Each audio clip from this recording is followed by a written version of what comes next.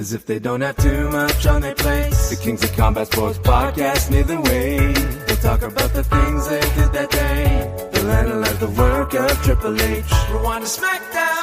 Rewind-A-SmackDown. Rewind-A-SmackDown. Rewind-A-SmackDown. Rewind-A-SmackDown. Rewind-A-SmackDown. Rewind-A-SmackDown. Rewind-A-SmackDown. And welcome everybody listening on Spotify, Apple Podcasts, YouTube, etc., on the free feeds to this week's edition of Rewind-A-SmackDown. Neal, hello, and what did you learn about Vince Russo this week? I learned quite a bit about Vince Russo. I learned that he has a hate-hate relationship with Eric Bischoff. I learned that he tried to start a pretzel business, which didn't go very well. What did he call the pretzel company? I'm curious. It was a franchise. It's escaping my knowledge at the moment. Pretzel Mania is in my mind, but I think that's just headcanon there. I'm much more fixated with the idea that he could only afford to rent a tiny booth that hardly had room for two people in it, and they couldn't bake their Was he responsible for the baking, or did he just own it? I'm so curious. They had to heat them, so they had a warmer. But he had to collect the sort of the uncooked pretzels each day, so they weren't made completely on site. I see. They were warmed in this booth that had no air. He could have served them cold, and the people who bought them wouldn't have seen it coming. Of course. Maybe it's hot on the outside, cold on the inside. Well, right? The goth girl that is all she is described as, that he hired to help him, certainly didn't see it coming, because the heat in this booth was so bad that she passed out. And this was a disaster. This chapter, out of 75 chapters in this book, although don't be put off by that because they're only a few pages each, was probably the most entertaining in the entire book, which is mostly a screed against Eric Bischoff. And it's very definitely not what it says on the cover, the rise and fall of TNA. It's not. Only about half the book covers TNA. And it starts the coverage from pretty much the arrival of Hogan and Bischoff, which is kind of leaves out most of the rise part of the rise and fall. So one of the rare books, I think, but we had a lot of fun, John and I, talking about this, particularly John, when he was getting into some live dramatic readings from the book. Channeling. Oh boy. Channeling Mr. Russo.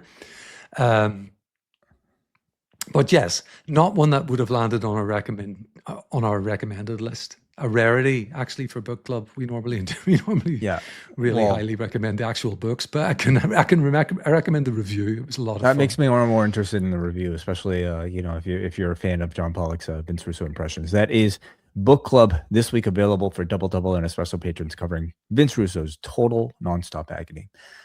Neal, we just spent about 20 minutes talking about the day's news, or at least some of the bigger stories of the day that we wanted to talk about, and they include Eddie Kingston now being out of the C3 tournament, Ilja Dragunov parting ways with WWE, and a little bit of mention of notable internet pro wrestling community personality Rovert and his unfortunate passing. So that is all in the XL edition over at postwrestlingcafe.com.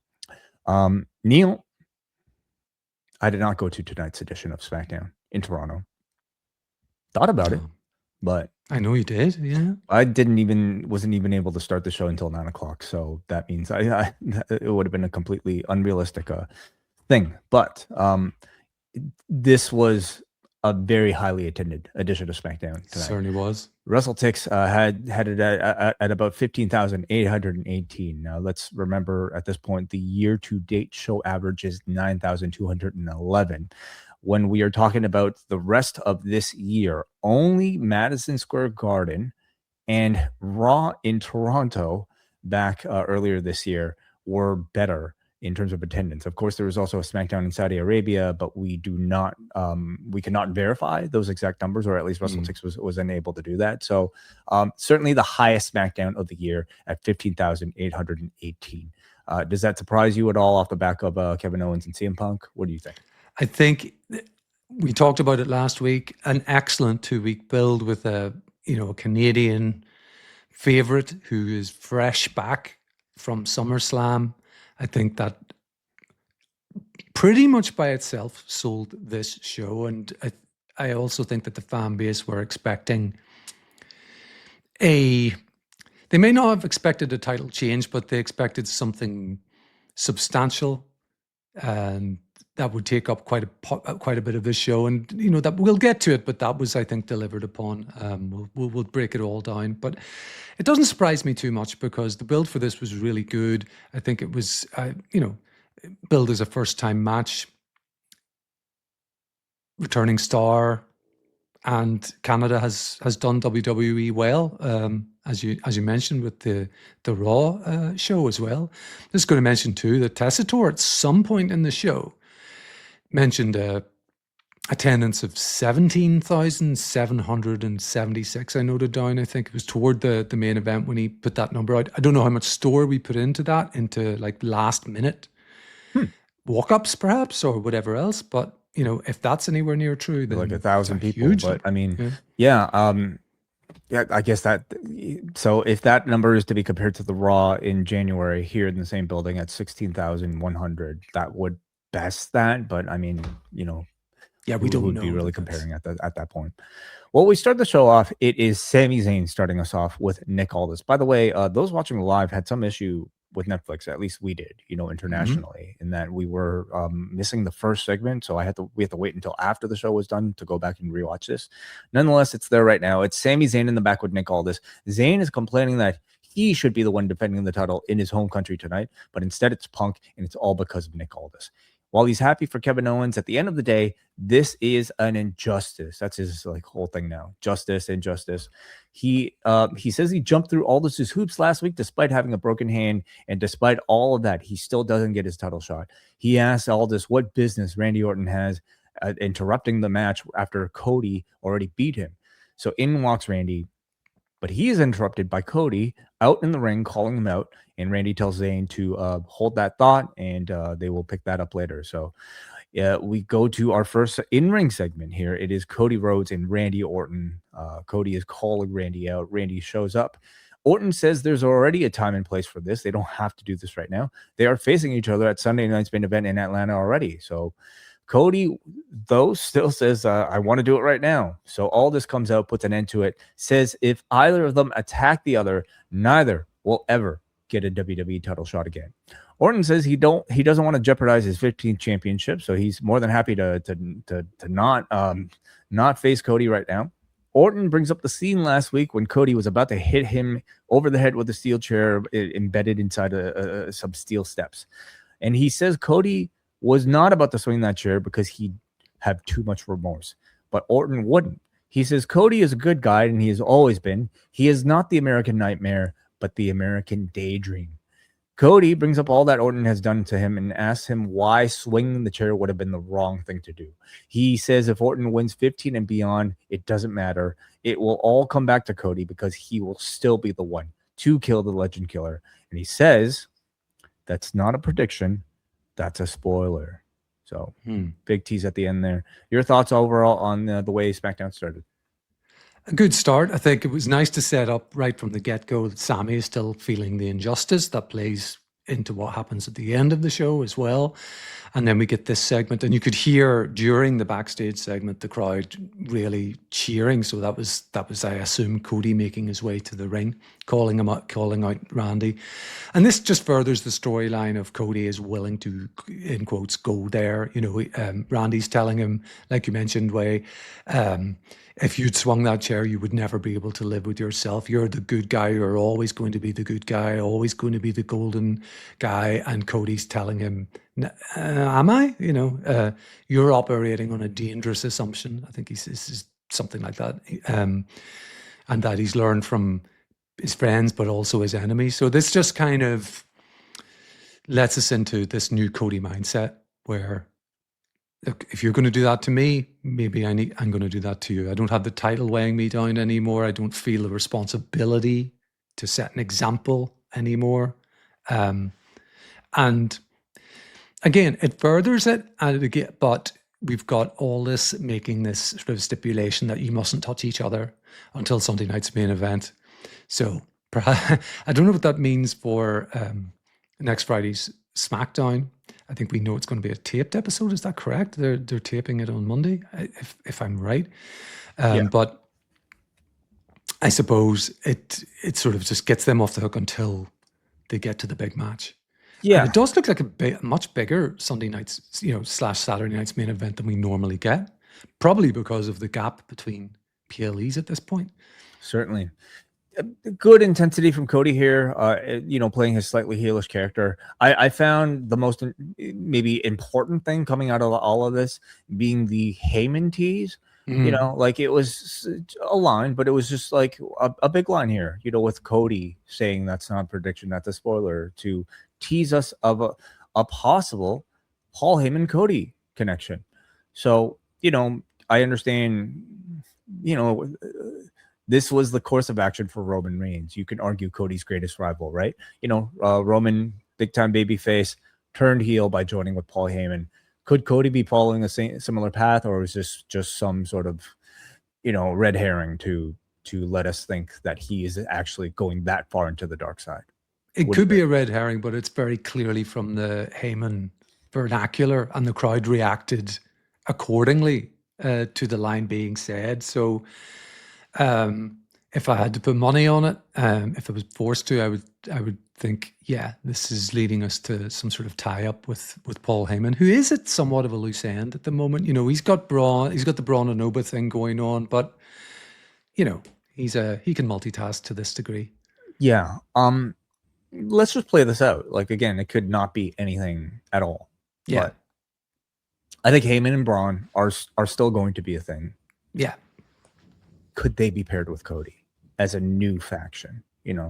If we weren't already like falling off the fumes of the Vision and how poorly all of that went, I feel like I'd be a lot more interested in a possible sort of like 4 horsemen type of group, with a Braun Breaker and a Cody Rhodes and maybe 2 others. But I mean, would it feel too much like a Vision redo too soon? And could you imagine it going any differently? It'd be very interesting. And I think it would be good for Braun. Now I know we're fantasy booking here, but hey, that's one of the more fun parts of the job. And we're not like, I'm not a real journalist here. John Pollock's like, he's not on the show, so don't worry, we can go off the rails. Of course. And look, Braun needs something different. I've been watching Raw and thinking, even though they've done a better job with him in recent weeks, I don't like him being paired with the tag titles with Theory at the moment. I feel like that belt is weighing him down. It's actually detracting from Braun Breaker at the moment. If we can get Braun Breaker separated and on his own, or in some kind of loose or tight affiliation with Paul and with Cody, then I think that's something very different, very interesting going into the autumn that they could do. And you could also shift some of these main eventers, a couple of them, in the form of Cody and Randy, perhaps to Raw, because that is looking kind of thin at the moment. With it's not great for us on a Friday night, perhaps, because you've got all of these big names, but it almost feels top heavy at the moment on SmackDown. So it's a possibility, sure. The MFTs are in the back. Thomas says he warned them. They dare anybody to step up to them. And we've got Haku showing up here who says, now we show them who is the motherfucking Tongan in here. His exact words. Yep. So now we know that's what the MFT stands for. Motherfucking Tongans. Yes. No longer my family tree. No, it's about the motherfucking Tongans. All right, which I mean, it's got a nice ring to it. So for the tag team championships, it's the motherfucking Tongans defending against Priest and Truth. So we've got Tala and Priest here teasing a chokeslam with each other. Neither does, but Tala wins the exchange with the clothesline. They hot tag Truth, who delivers his 5 moves of doom, and the AA gets a 2 count. On the outside, Tala chokeslams Priest on the apron. Truth gets the schoolboy for a very close 2 count. The Tongan twist is then delivered to Truth. The Tongans then, the motherfucking Tongans, deliver the Red Cross high-low, which is a combo big boot and chop block. as they get the victory over R-Truth. Now, after the match, we had Truth, getting up and then Priest coming back in, looking very frustrated at Truth, teasing an attack, teasing a turn of some sort, but it ends up with Priest holding Truth up and hugging him. So they're at least like teasing some form of breakup between the two, but not delivering it just yet tonight. Not delivering it tonight. I think there was enough on this show tonight without a heel turn for Priest. Although I did come away from that segment thinking, well, that would be something interesting for Damian Priest, who is just there at the moment, and the pairing with Truth is doing nothing. And really getting out of this tag division is probably, again, with the tag divisions, they're just, they weigh people down. It's a decent spot for motherfucking Tongans at the moment to be in, particularly with Haku, who adds at least something, a little bit of edge to them with his swearing and stuff there backstage. As for the match, I think the crowd helped, because this was a very patterned, normal MFT and our Priest tag match. We've seen this match before, but the crowd were into it. I think we even got a "This is awesome" chant at some point. So good for them. Good for those in attendance. Something really compelling in that commercial break, because I certainly did not get that same reaction watching this match. Me neither. They chant "This is awesome" for almost anything, but like this match, I thought was just so incredibly generic. I'm not impressed at all by the motherfucking Tongans. I found it a very generic match. Yeah, I completely agree. I think that particularly Talent has just not impressed me. The kind of choke slam onto the, he's got about 3 moves or something like that, and the fact that he's big, and this maybe goes back to our news section for our XL listeners, where we were talking about the letting go of Ilja Dragunov. They are into big guys on this promotion. And I don't know, Talent just doesn't do it for me, because I don't think he's got enough to him. No. So yeah. So that is that. Then we go to the back with CM Punk and Kathy Kelly. You can hear some boos already from the background here with CM Punk. Punk says he thrives in hostile territories, and he says he has changed and evolved, while Owens has not. In walks Randy Orton, who warns Punk that he's going after him after he beats Cody. So there's that. Up next, Chelsea and Tiffany Stratton are in the back. Chelsea wants to make it up to Stratton for last week. Stratton tells her to just stay in the back because she doesn't want to put her title reign in jeopardy. Paige is in the back here, and she tells Chelsea she knows what it's like to have something taken away from her due to injury. And then here come a Fatal Influence, as JC tells Chelsea not to take advice from people who can't keep their championships. Paige says Nikki Bella isn't here, and so she challenges JC for a U.S. title match. So that's happening at some point. And I guess, this being the U.S. title, you could just like say, hey, I want a title shot, and you'll probably get it. Teasing some sort of maybe trios interaction with, I guess, having Paige now being able to, find friends to be able to connect to. Yeah, there's certainly the visual of Fatal Influence standing here and the other, against the other 3. That was interesting to me. I still really enjoy how Fatal Influence are able to maximize a very short little segment and heal it right up, and as they walk away, flicking their hair and just doing all of the mannerisms really, really well. They're great in this role, and they're great in the ring too. So this would be, as a direction, I think longer term, this could be very interesting. I find it also intriguing that there's no Nikki here. Paige's sort of throwaway line that, she's dodging her. Yeah. So I mean, still keeping that active, but like it makes you wonder if they've delayed plans for the Nikki thing, given the Brie injury. In the meantime, we've got Paige interacting with Fatal Influence and possibly being a new, I guess, trios partner to Chelsea and Stratton, which I really don't dislike. Honestly, I don't know how interested I would have been in a Paige versus Nikki feud anyway. I would much rather see Paige interact with like the current generation, because we haven't seen that before. Right? Yes. So I agree with you, but I feel like it's don't they have to pay off the turn on Paige? It's with something. So I think we will get the Nikki and Paige interaction at some stage. Sure. So then in the back, we go to Blake Monroe, who's about to make her debut tonight against Julia. Blake says this isn't the debut she envisioned. She would rather go for the World Championship. She would also rather be in London or Milan to have her debut instead of this dump Toronto. How did you take that personally, Way? What I were you mean, I've thinking? heard worse. I like, maybe at times in our history, depending on where you're from, I could understand that. But today was actually a beautiful day. We had perfect weather today. It was like 20, 21. So maybe she was staying in a really. You have a beautiful city. I think Well, thank you. Toronto's a wonderful city. Yeah. Thank you. Is it better than London or Milan? It's more compact, but it's got all of the sort of Compact. it's a little smaller than London. It's a little smaller than compliment. Sorry. Compared to a London or a New York, it's a little smaller, I suppose, but it's got all of the features you want a big city to have, the diversity, Chinatown and the sort of districts for the various, cuisines and all of that kind of thing. And it's got that buzz. Not a dump. Certainly not a dump. Maybe she was staying in just a bad part of town. Like maybe she was like, There's some very bad parts of London, I can tell you. Right. Yeah. Okay. I stayed with friends when they were students there and had to sort of stay in some more rundown areas. Blake Monroe versus Julia.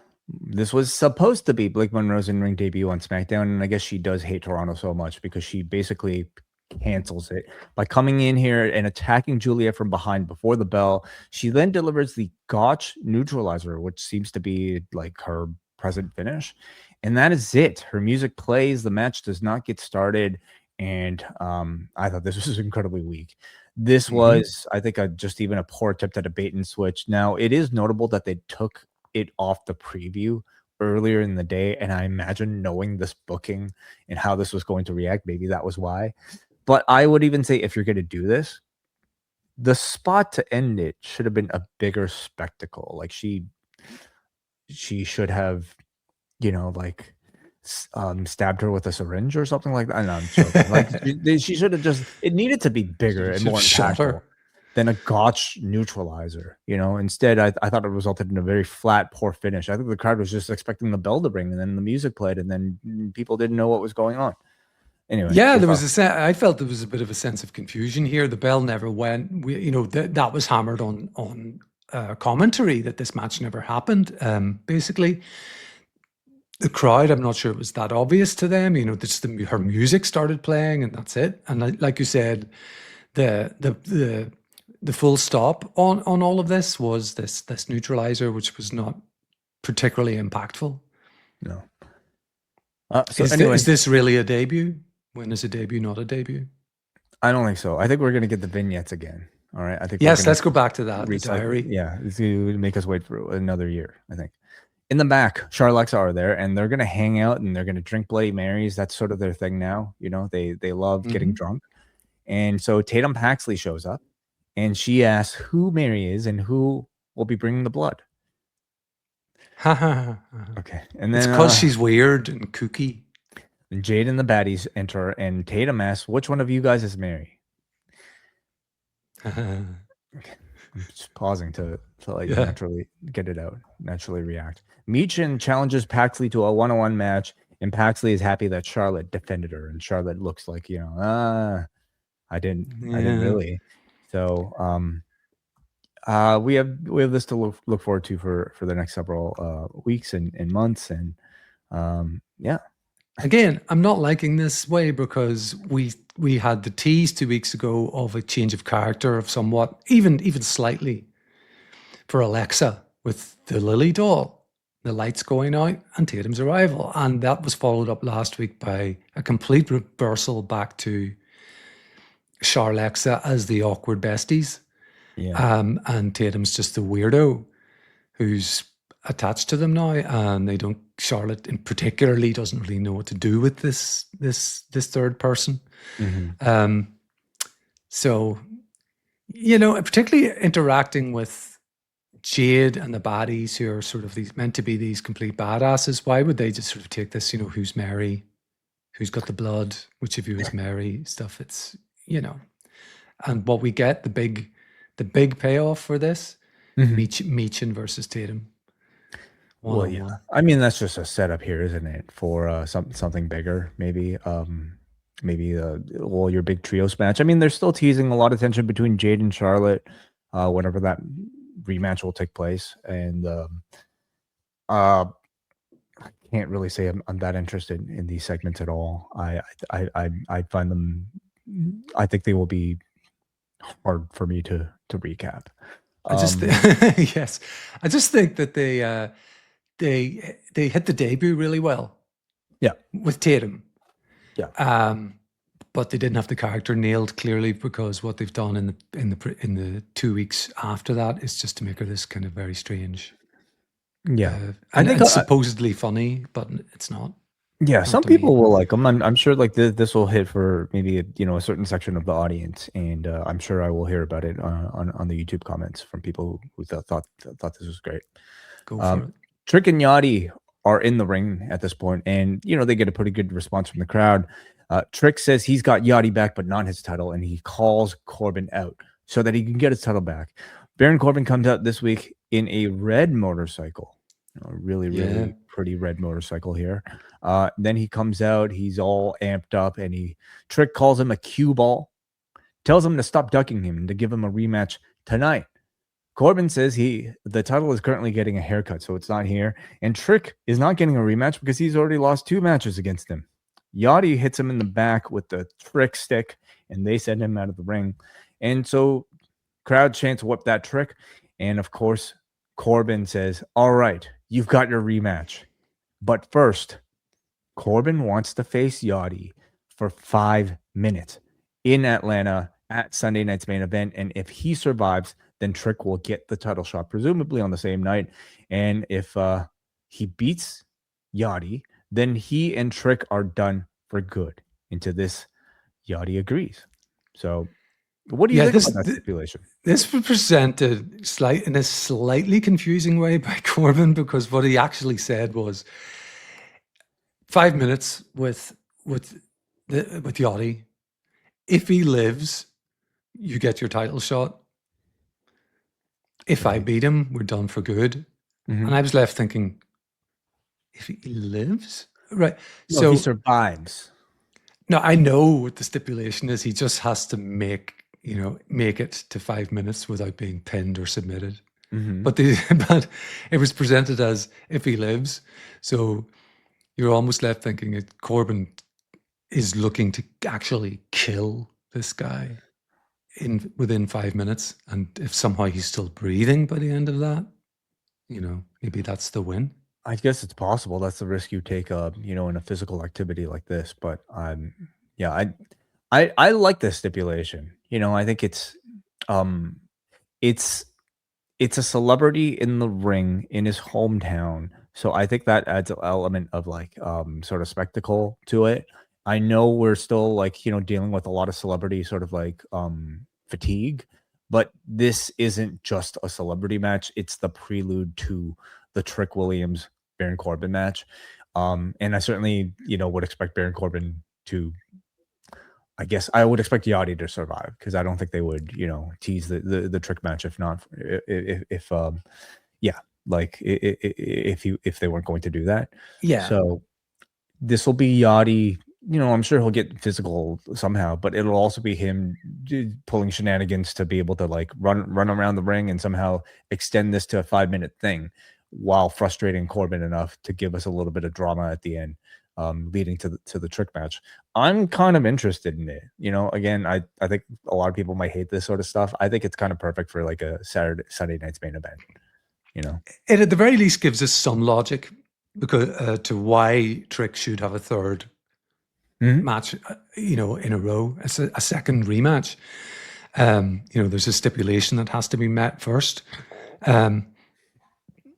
I don't know that I'm as interested in what this 5 minutes is going to look like as you are, Way. I think you're down for a complete train wreck sometimes, and if it is, I think it could be interesting, depending on how, on the Danhausen level, I have interest in Danhausen matches to see how creatively or uncreatively, they may get us through it to, just create something interesting.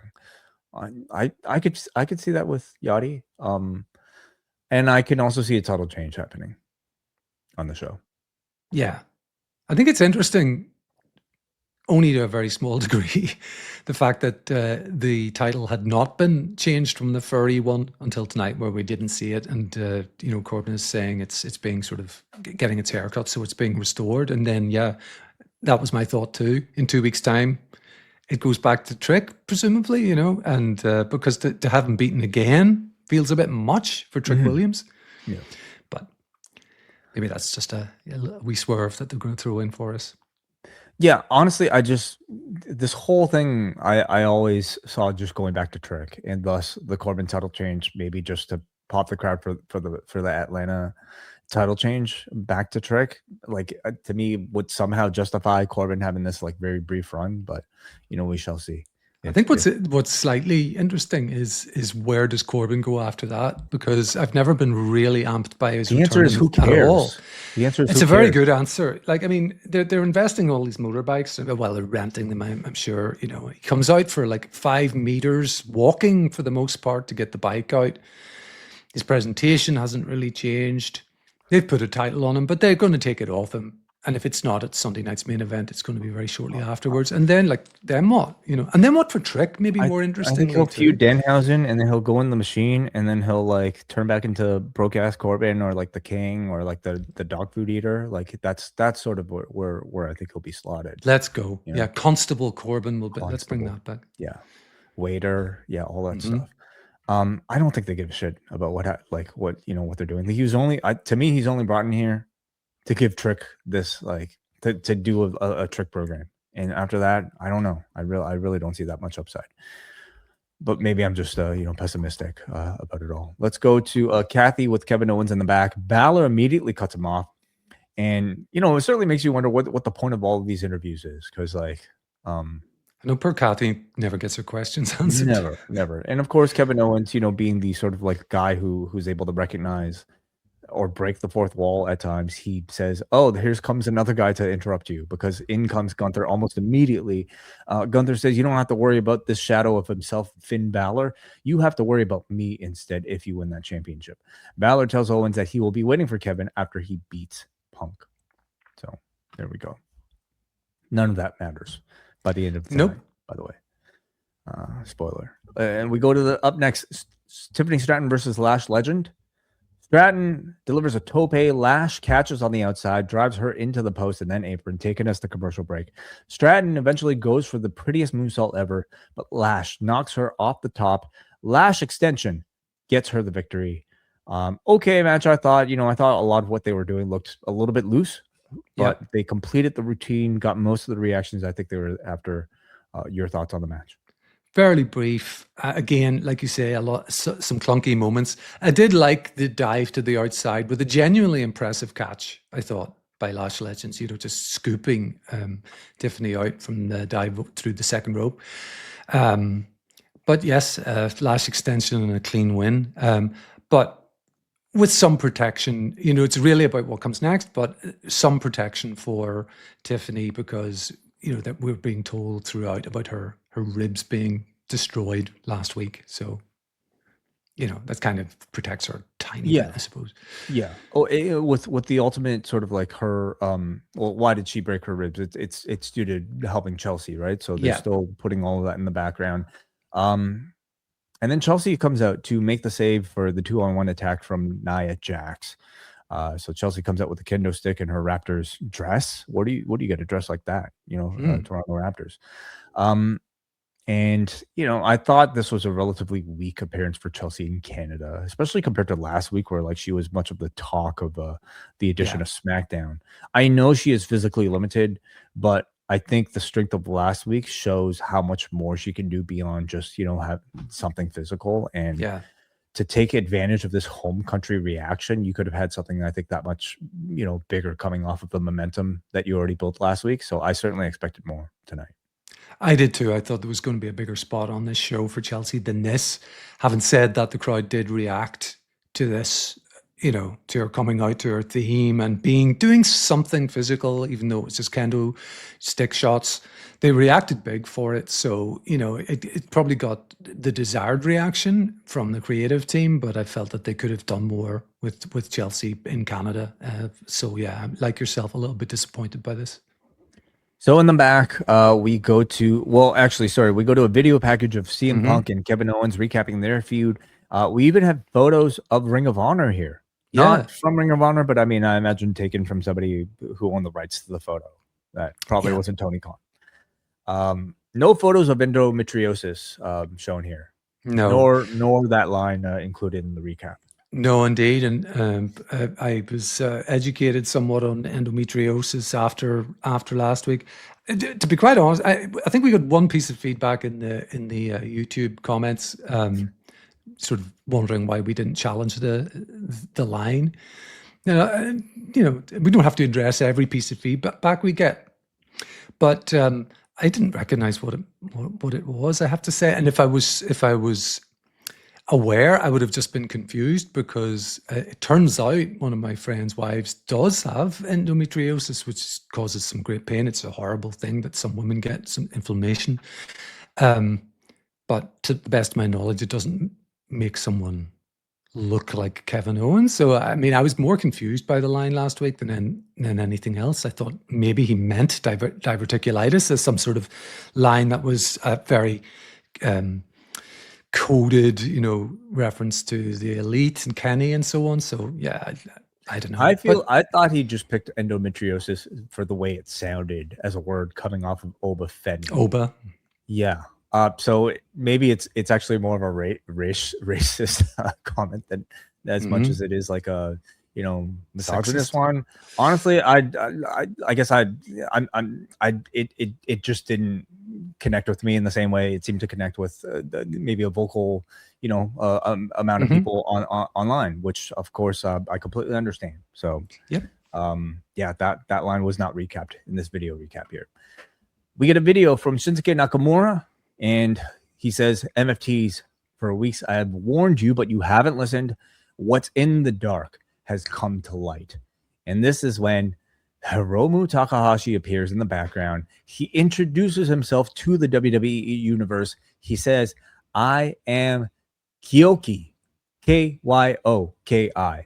And then he starts speaking Japanese. He says, after spending years competing around the world, I have arrived in WWE. Champions, legends, monsters, I don't care. The stronger they are, the more fun I have. More fights, more gold, more madness. And at the end, he screams, Bakusai, Bakusai, which translates to something like blasting to pieces.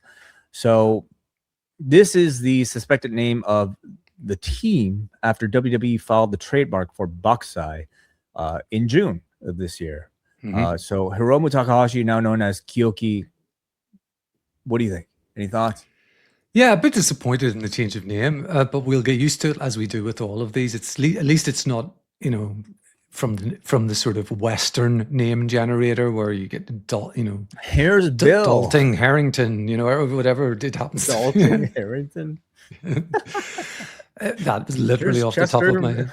McPherson. Yeah. So this was more pronounced by him when he yelled it as Chioch. That's a terrible effort by me. We'll learn more about the pronunciation of this as it goes. It's spelled sort of Kyoki, but it's not quite how he said it. Sure. It sounded to me like Chioch, but I don't expect Joe Tessitore to say anything but Kyoki. No, I agree. Yeah. Shin's line at the end was, when strong style and madness collide, there will be an explosion. So which again, another allusion to this team name that they have, Explosion or Blast to Pieces or whatever, I suppose. So beyond the name, he's going to be Hiromu in my head for quite a while, if not forever. But these two together, just on the strength of this one vignette, yeah, I'm all for it. So you can certainly see, just even in like they're letting him speak Japanese, which I think it's a lesson they've learned over the years to let these people speak in their native language. They will subtitle them because it simply allows them to emote and to have personality, right? And you get that, of course, in high amount through Hiromu, where you could just even see him talking. It's enough to captivate you. Yeah. I'm not optimistic, Neal, because they're entering a tag division that sucks in this company. And at best, I see them coming in as a babyface team with, maybe some reaction off the top. But then what? Weeks and weeks and weeks of like endless matches with these MFTs. They will fail for a few weeks and then eventually they will win. And who will care beyond those first few weeks? To me, I don't know. I think you have to be able to break out of this division. Even having great matches isn't going to be enough, right? Like to be stars coming out of this division, even having great matches isn't enough. You have to have important storytelling. You have to have like interesting feuds, and I just don't see that happening. I just kind of see Hiromu being brought in now that to pair with Shinsuke as just like another sort of like Fraxium, or like another Motor City Machine Guns, like a cool babyface team that you'll be somewhat interested in to see their matches. But beyond that, I think that's it. I think they will just be here for good matches. I think your pessimism is well founded because it's based on the past and it's based on how they book the tag divisions on both SmackDown and Raw. I've long said I wish that there was one set of tag titles and a thriving division where these teams and the belt could move from one brand to the other. They're somewhat, they don't have the profits around at the moment, and they got rid of the machine guns, and it's who do we have? We've got these guys maybe get into a feud War with Raiders, who were earlier watching on TV in the back. And that's kind of and yes, Fraxium still exists. We know that from the digital exclusive last week, where they were taunted by Ricky Starks, who still exists also. So yeah, I mean, your pessimism is definitely grounded. I am interested in seeing these two wrestle as a team. How long that interest will last for really will depend on the booking, and it's hard to see. I want to see Hiromu versus Rey Fenix. Like, there are so many great matches that are just, singles matches that I'm curious in, but none of those I feel will have the support of bigger storytelling from the show and from the booking. I mean, they don't have room for Ilja Dragunov. I'm not expecting that much out of Hiromu Takahashi to make too many splashes, but hopefully the matches will be good. Hopefully. All right, so there's that. CM Punk and Kevin Owens is our main event, and it is happening relatively early into the evening here, or at least the entrances are. So we start things off here. Punk has a custom old school goalie mask in a Black Hawks colors that he's wearing to the ring. Punk, of course, invites a lot of boos simply from what he is wearing, and he gets them during the announcements. Owens takes control early in the beginning, and Punk basically works this entire match as a heel. Yeah. So, Owens, Punk sells like a heel in the match. He acts like a heel. When Owens teases the announce desk spot by taking the shield cover off, Punk simply comes out and puts the shield back on to block the spot from happening. Stunner is countered by Punk's neck breaker, and this begins Punk, working on Kevin Owens' weakened neck throughout the match. Heel Punk controls throughout the break. We come back, and despite all their efforts, there are certainly still CM Punk fans in attendance as we get a pretty 50-50 dueling chant here partway through. Owens comes back with what is described as a cathartic series of stomps here as he comes back, and he throws up the Punk X before delivering a crotch chop and then his cannonball.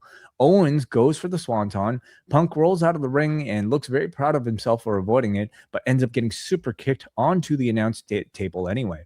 Owens frog splashes Punk from the barricade through the announce table back in. He finally delivers his swanton for a 2 count, getting a very big crowd reaction.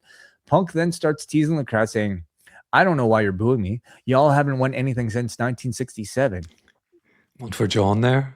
Yeah, that's his line. Which is entirely true if you're not counting baseball and the NBA finals, of course. Punk throws back the crotch chop as he goes for the diving elbow, follows up with the Anaconda Vice without any sort of notable shout out to Tenzan or anything. Just does it. It's his move now. Punk targets Owens' surgically repaired neck with repeated neck breakers, getting more boos. Owens lands on his feet from a GTS attempt and applies the sharpshooter as Punk struggles, eventually getting to the ropes. Owens lands on his feet from a GTS attempt, and then they go for each other's finishers, which results in 2 ref bumps. Owens then hits the stunner for the visual pin. Punk then hits the GTS for his own visual, and at this point, out comes Sami Zayn as he drives Punk's head into the post. Owens has not seen Zayn's interference, so he's able to take advantage by delivering a stunner. Sami then brings the ref back in, but 1, 2, the ref kicks out. Zayn then slides the title in for Owens to use. Owens has the title, and of course he hesitates and ultimately decides to not use it. He says, "Not this time, not like this." Sami instead decks KO with the title. Punk delivers the GTS, and the referee counts the 3. CM Punk retains in Toronto. Yeah. A long match. I thought actually a pretty good one for television in particular. They both worked really hard at this. The intensity was from Kevin, I think, in particular, was absolutely there.